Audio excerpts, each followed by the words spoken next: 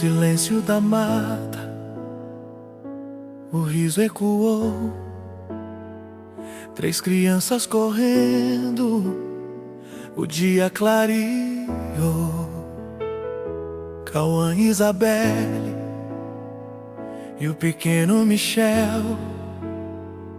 Inocência no chão, sonho frágil, tão leal.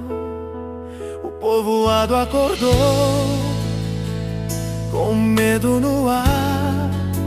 São Sebastião dos Pretos começou a chorar. Área quilombola, história e raiz.